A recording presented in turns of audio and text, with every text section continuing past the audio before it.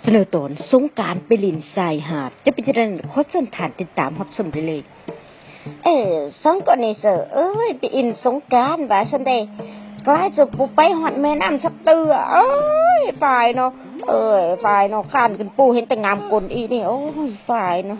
หาก็กินตำหุงมาจากเม็นปลาแดกหรือจากเม็นกลอีนี่ฝ่ายเนาะบ้าถังหัวกันนี่ฝ่ายเนาะข้านกับขวดสักเตือกันก็เมื่อยนะโทรศัพท์กับมีสัญญาณไอ้ยองเด้อเฮาตายวันนี้หอนๆอยากเรานำหัวตายวันนี้เด็กการไปอินสงการนำอยู่กันเลยเพื่อมีน้ำเอามาหดสตูแดสงการคือบ่มีผู้คนบ่มีน้ำตายแต่ไปตีไปส่องหาน้ำตีโอ้ยน้อยยองเลยน้อหอนแต่เด้อยากอินน้ำสงการเนี่ยมึงแม่แต่งตัวไปอินสงการมานี่นะโทรศัพท์ก็บ่มีสัญญาณตายปะนี่เฮาแต่ไปอินสงการบ่ฮอดสักเตือเมื่อยแล้วนี่นะรถไปบ่ได้หัดใส่ตายแต่แม่น้ำก็บ่เห็นแบบกวดเป็นแผ่นทีนะตะมาเหนียวตีนกันอีอันนี้นะคะก็จิ้มมือไว้เป็นแฟนไปเอาซะเนาะว้า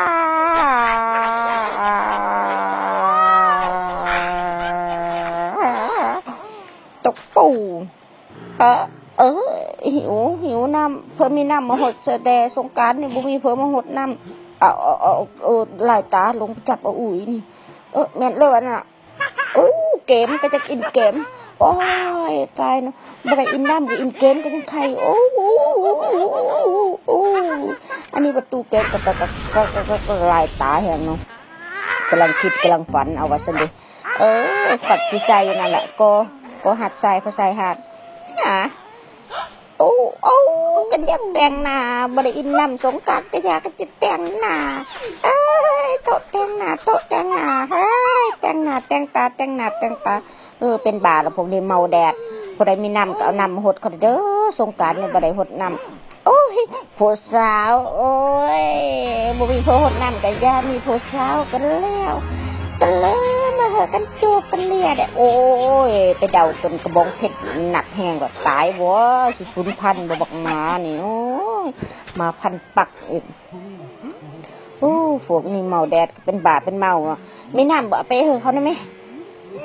สงกรานต์นี่พวกนี้เมาแดดหลายจนเป็นบาเนาะเอาใจเขาได้ไหมเสียสติเสียสินหมดเลยนี่เขามาหอดบานผู้ก้นเลยนี่แต่เขาบ่เห็นเนาะน้ำพุก็อยู่ข้างๆนี่เด้มาหอดแล้วสงกรานต์นี่เนาะเห็นบ่ท่านผู้ชมเห็นสระน้ำพุอยู่ข้างๆผู้เห็นบ่รอดตายเนาะขอบใจทุกท่านแถบสมติดตามชมตอนต่อไปได้เด้อ